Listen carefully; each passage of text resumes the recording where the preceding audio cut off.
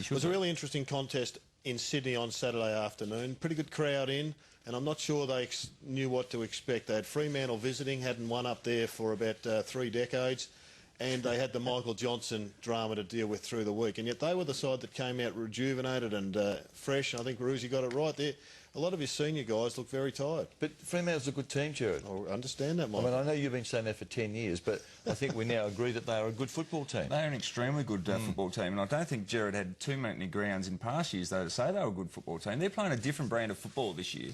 I understand that. Maybe what I was saying, Lynchy, before Mike misquotes me forever, they had the potential to do what they're doing at the present time a lot earlier. But this young group of players have been true to the team ethos that Harvey's been preaching. Yeah, and they've got a dominant big man, haven't they, in Sandy Lance and the class of Pavlich, and other players that haven't got big reputations are very good. But on the Sydney side, Jared, I mean, I'd say 7 or 8 of their best 25 were injured before the game.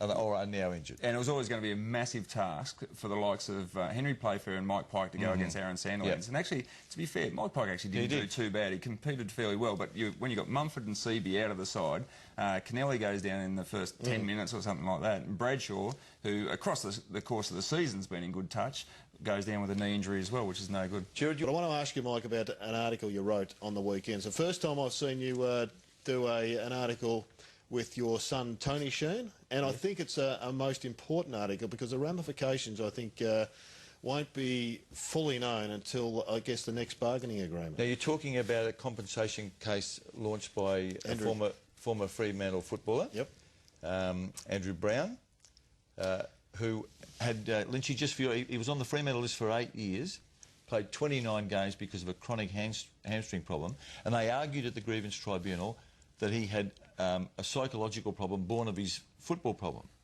You with me so far? Yep. He got depression because he couldn't get a game of footy. So what we understood that to mean is that the grievance tribunal has said now that psychological problems can now be classified as football injuries. And it just opens up a whole raft of possibilities, doesn't it, in compensation terms? I mean, for nervous breakdown, for depression, for any of those things where it's a stress-related affliction. That's a massive decision. The ramifications will be very interesting to watch because, I mean, there's an enormous amount of stress and pressure goes on players when they don't, through injury especially, can't make the grade. Well, we're in such a litigious society at the present time that this is going to be, I think, the most pivotal element of the collective bargaining agreement, putting a cap on any litigation that could be, I guess, thrown at clubs. I mean, you could have clubs go under, Mike, on the back of this. There would have to be, I mean, massive insurance claims, etc. But if somebody goes in and argues for $1 million a season, how does the game afford it? Well, it's a good... I mean, I think what it does, we're never quite sure where this is going to lead to, but it is a significant breakthrough in terms of what you can argue at the end of your football career. Yes, it is. I mean, we sit down with the doctor at the end of your football career and tick off all your injuries, and I think we'd be surprised about how many people struggle with depression. I mean, in society we see it. Don't think because there's big, strong athletes out there in the AFL world that they don't have depression. There's plenty of that around too.